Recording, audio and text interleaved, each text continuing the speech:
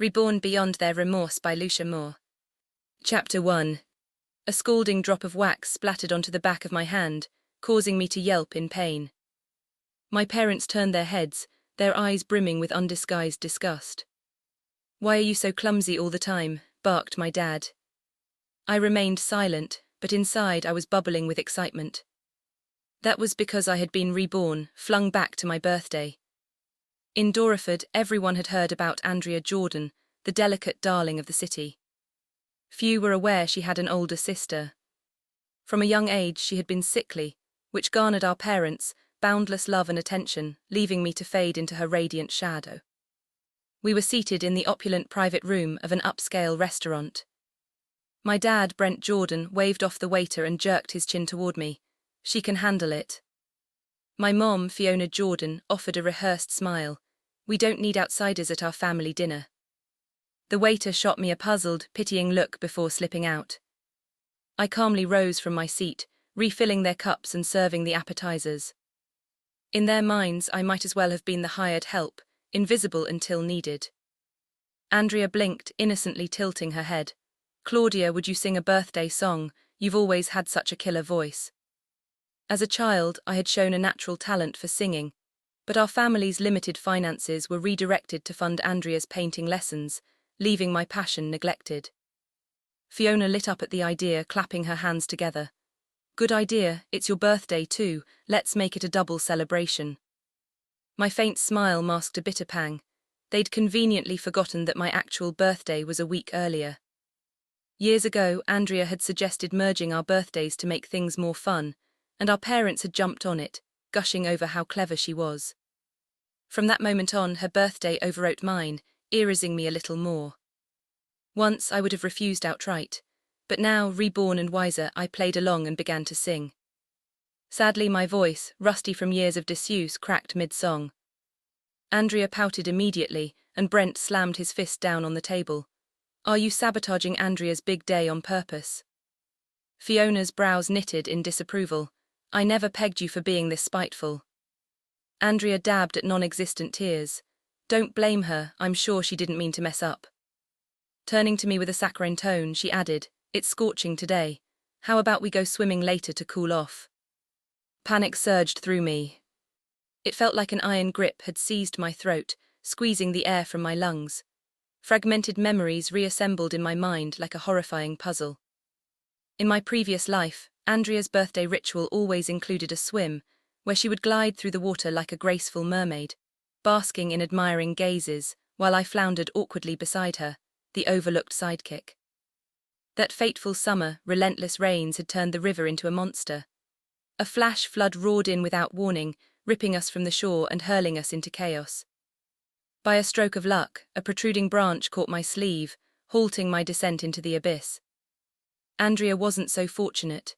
The current claimed her, and her lifeless body was recovered hours later. Devastated, my parents lunged at me, their fingers digging into my neck as they howled. "This is on you, why couldn't it have been you instead?" My boyfriend, Stephen Leonard, stood pale but positioned himself between us, murmuring consolations while I drowned in self-blame. He proposed to me 99 times, wearing down my guilt until I finally caved and said yes. On our 3rd anniversary, he floated the idea of a family cruise. I'd been naive, dreaming of reconciliation amid the ocean waves. But one night, they lured me to the deck under the pretense of stargazing. In a blur, their hands shoved me hard over the edge. As I plummeted, their faces twisted into masks of vengeance. "Andrea died because of you, time to taste drowning for yourself." Stephen's eyes burned with long-suppressed hatred. "I've waited years for this, go to hell and beg for her forgiveness." The frigid water invaded my mouth and nose, pulling me under as I thrashed futilely. Only in those final moments did the truth crash over me. My parents had always held me responsible for Andrea's death, and Stephen's heart had always belonged to her. I was the outsider and the disposable one. Reborn, I made a silent oath. I would live for myself and sever all ties with them. Chapter 2.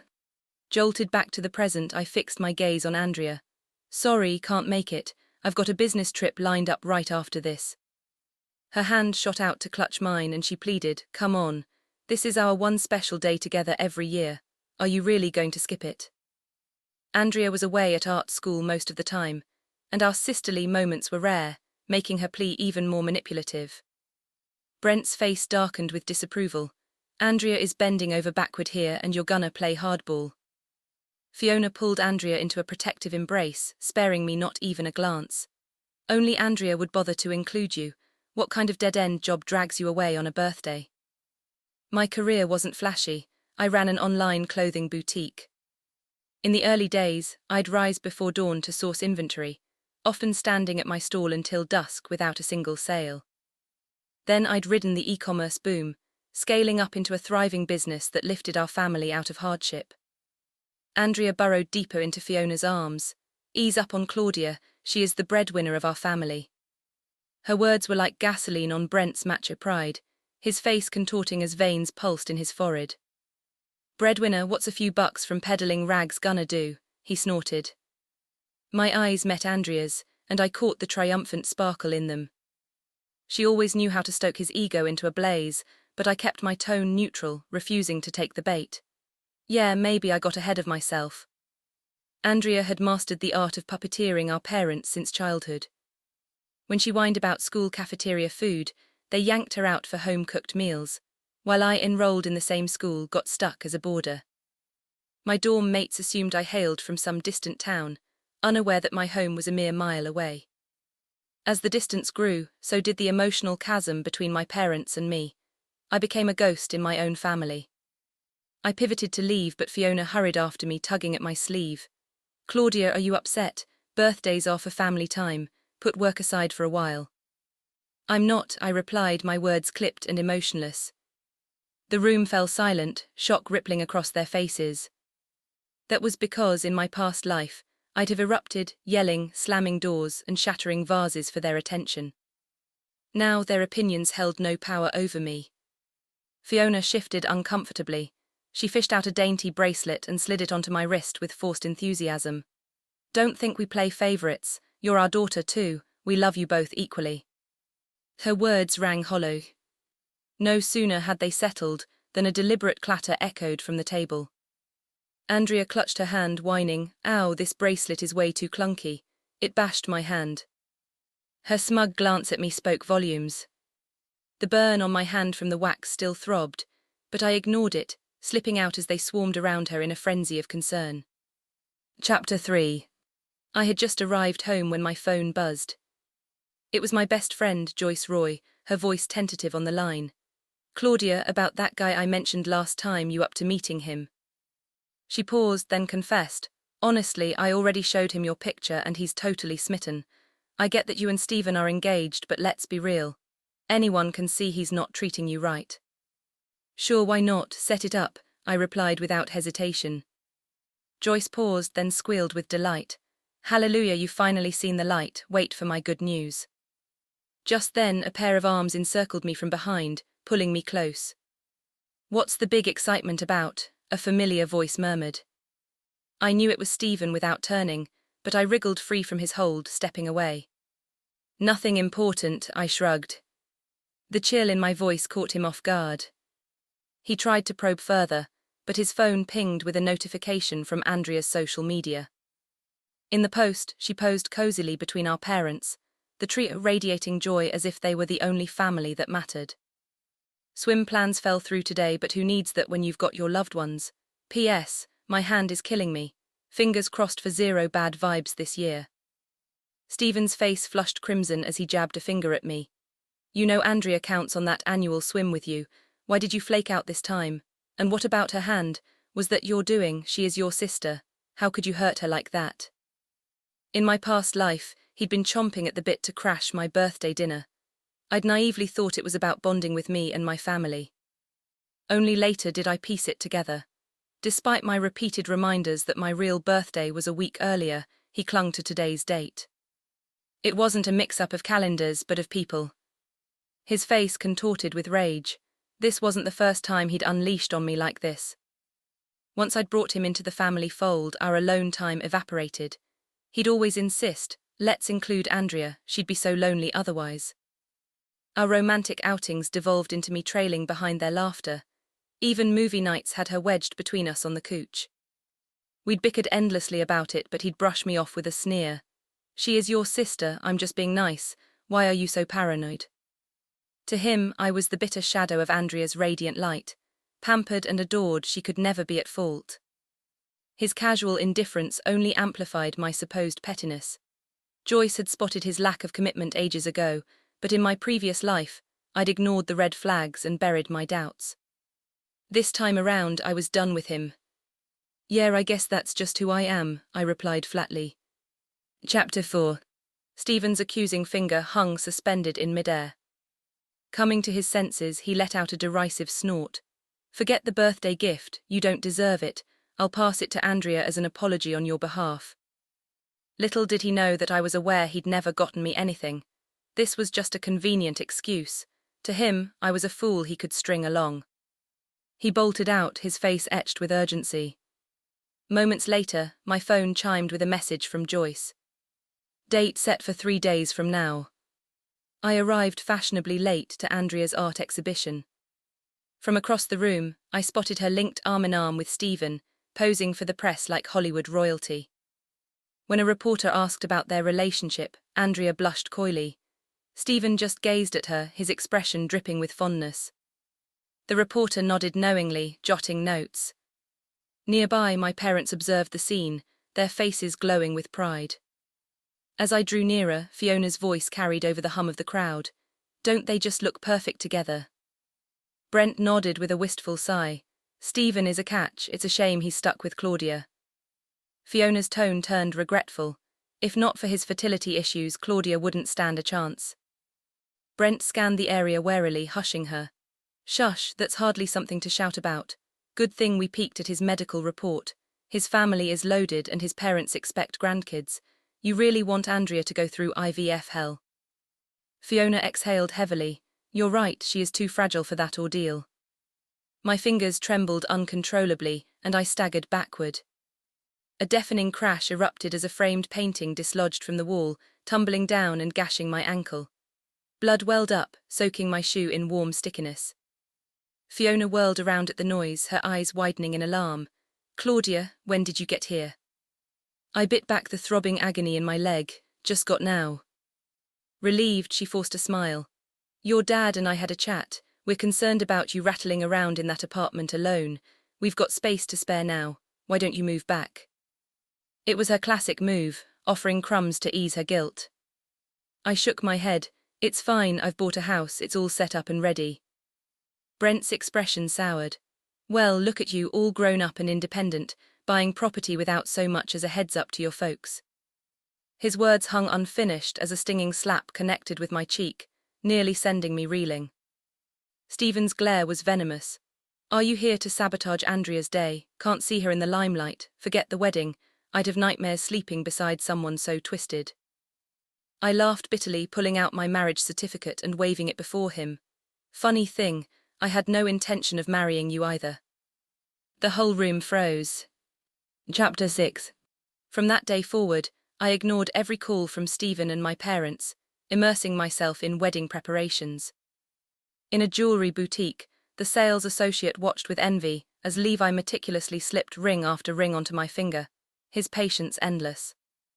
You hit the jackpot, madam, she said. Your husband spoils you rotten. Levi's eyes crinkled with delight, overflowing with unspoken love that made my pulse quicken. This incredible man was my lawfully wedded husband. For a fleeting moment, it all felt surreal, like a beautiful dream I might wake up from. Just days earlier, Joyce had arranged our blind date. The instant I laid eyes on him, recognition hit me like a bolt. You've got to be kidding me.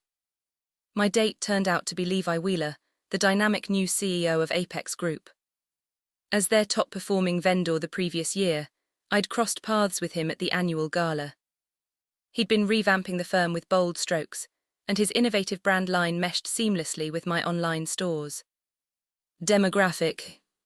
We chatted animatedly that night, but my fixation on Stephen had blinded me to any potential spark.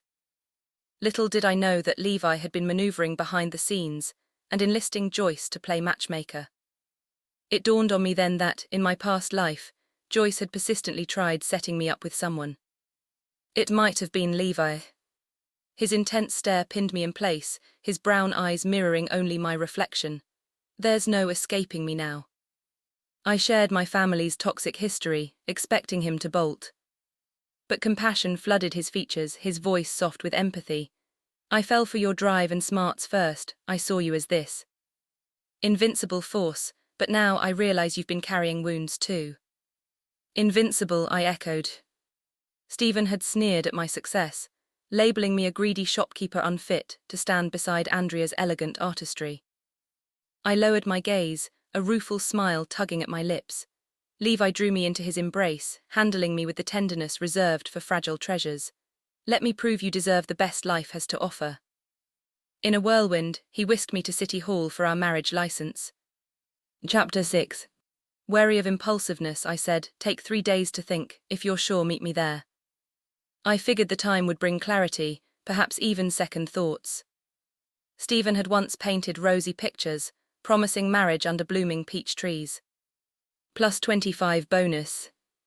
I loved peach blossoms, but seasons cycled and his commitments wilted, extracted only through my tears and pleas. Eventually, the proposal became a tool for manipulation. This kind of love held nothing, I didn't need it. Convinced Levi would bail, I stayed at home. At dusk he called, Claudia, what's the hold-up? I've been planted here all day, City Hall is closed. I dashed out, my heart racing. There he stood, slumped against the steps amid the evening bustle, looking forlorn. My heart melted in an instant. He gestured glumly at the shuttered doors, his lips pursed in a pout. Laughter bubbled up as I grabbed his hand, rising on tiptoes to plant a soft kiss you. Chapter 7. As I packed boxes for our new home, my phone rang. Ms. Jordan, this is about your booked wedding photoshoot. We need to lock in dates. Actually, scratch that, cancel the whole thing. The coordinator was stunned, but I ended the call without any explanation. In my past life, I'd orchestrated every aspect of my wedding alone, from venues to vows. Stephen had dodged commitments with flimsy alibis, leaving me to shoulder it all. Now Levi darted around, coordinating details with infectious energy. The contrast hit home. True love shone in actions, not empty words. A notification pinged with Andrea's latest social media update, interrupting my thoughts. The image captured her nestled intimately with my parents. Stephen hovered nearby like a devoted guardian, and they exuded familial bliss. Behind them loomed the sleek outline of a cruise ship. Nothing beats a complete family vibe. Joyce's snarky comment appeared below. You and Stephen sure look like the picture-perfect fam. But a quick refresh showed it had been deleted. Joyce texted me, Andrea is a coward, wiping my comment like that. Smart move ditching that mess. Then she shifted gears, so how is life in the love nest with Levi? My cheeks heated as I met Levi's amused glance, warmth spreading to my ears. That night I bolted awake. Levi enveloped me instantly, his brow furrowed with concern. Nightmare, he gently dabbed the sweat from my forehead. You were mumbling in your sleep, don't abandon me, don't shove me. What's haunting you?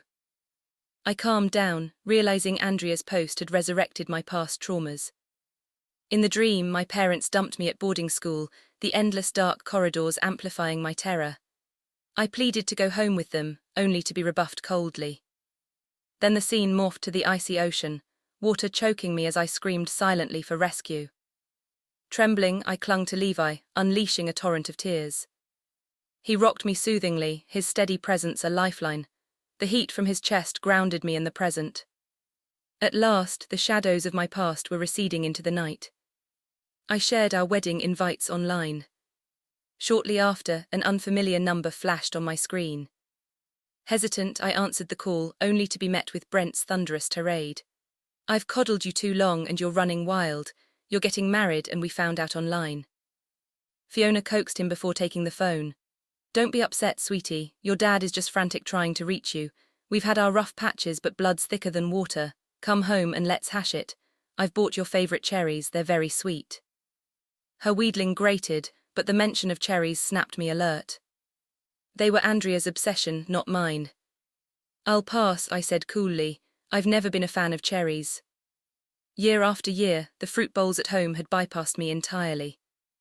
I caught Levi's quizzical look, and puzzle pieces clicked. I flashed the marriage certificate at Andrea's show, I continued. You dismissed it as fake. Anyway, I've built a family with someone who truly values me. Fiona choked, silence stretching.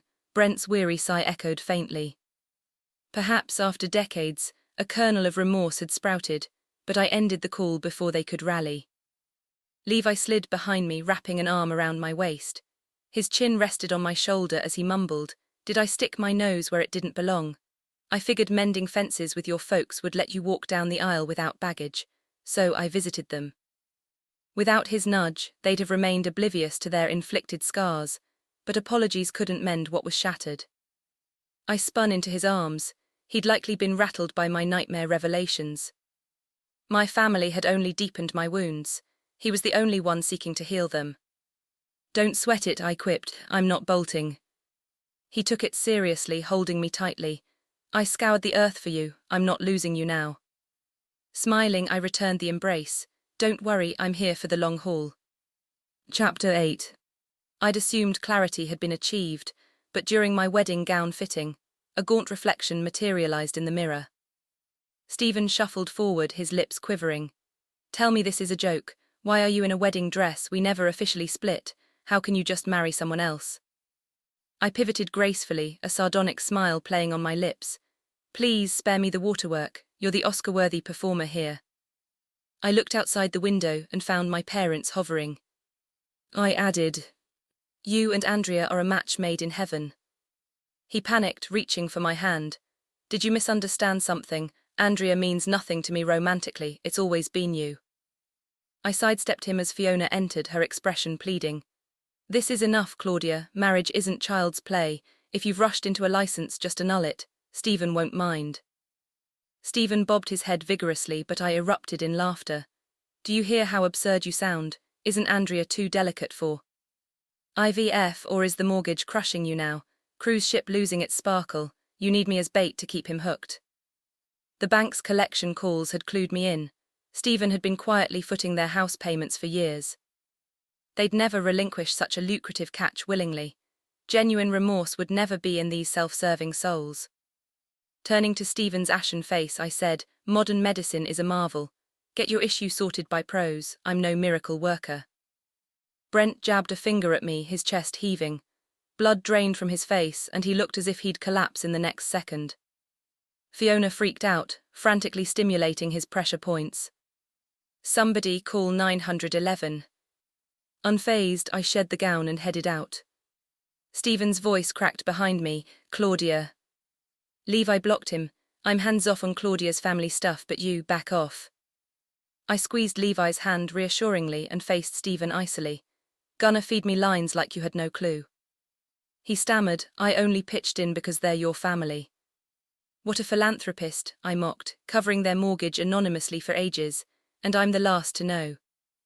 Words failed him, his mouth agape. At last he confessed, "I admit that I had feelings for Andrea once, but you're the one I chose to marry. I'll cut contact with her. Give me another chance." His gaze was earnest. Once I might have relented, but the phantom choke of seawater lingered, too vivid to ignore. I never wanted to relive that terror. "Am I not that clear enough?" I said. "I'm married and heading to a new life. Stop harassing me." Sirens wailed closer as I clasped Levi's hand and left. Chapter 9. My wedding day arrived, and no one from my family graced the occasion. Word reached me that Brent's stroke had left him partially paralyzed. Fiona juggled his care, her days blurred by exhaustion and tears. Andrea cited her packed exhibition schedule as an excuse for her absence, never once checking in. My life with Levi unfolded in serene bliss. Then one day headlines broke. Rising star Andrea Jordan busted for plagiarism. Prodigy painter exposed as copycat. Her acclaimed artworks were blatant rip-offs from an obscure artist who'd finally mustered the courage to expose her. The comments section detonated with insider revelations. Andrea has been swiping concepts since her college days. That's how she snagged all those scholarships. And don't get me started on her flings with the professors. Digging ensued, unearthing more skeletons. During her studies abroad, Andrea had vanished into online gambling dens, squandering scholarships on debts that spiraled out of control. Desperate, she'd traded favors for cash infusions. Ashamed to confess to our parents, she'd manipulated Stephen with stories. Oblivious to her vices, Stephen had dipped into his pockets repeatedly and finally gotten ensnared in her web. One night, with her face obscured by a mask, Andrea crept into the hospital room. "Mom, cough up whatever cash we've got left. I need it badly," she whispered. Her show had imploded, and sponsors demanded reparations. Now she was a social outcast with no recourse. She could only turn to our parents for help. Fiona, weathered and aged prematurely by strain, dissolved into sobs. "With your dad in this state, we're tapped out. Everything went to you already." Andrea's glare turned vicious. "Then sell the house. Are you hoarding it for Claudia? Don't you give a damn about me?" Unbeknownst to her, that house was purchased with my hard-earned savings years back. I owned that property, but I had severed ties, blocking them all. Levi and I had relocated overseas, chasing global expansion for our ventures. In her desperation, Andrea sought help from Stephen, whose affluent lifestyle hinged on his family's support.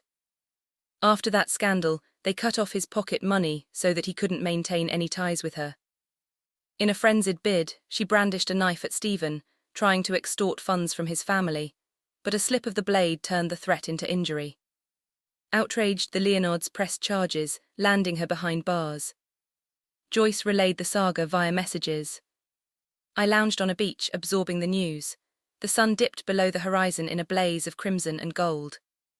In this reborn existence, I'd finally found my fresh start. The end. And that's a wrap on today's reading here at Booked for Drama. If you felt anything, rage, swoon, second-hand heartbreak, let me know in the comments. Don't forget to like, subscribe and share with your fellow drama lovers. If you have any requests, drop them in the comments.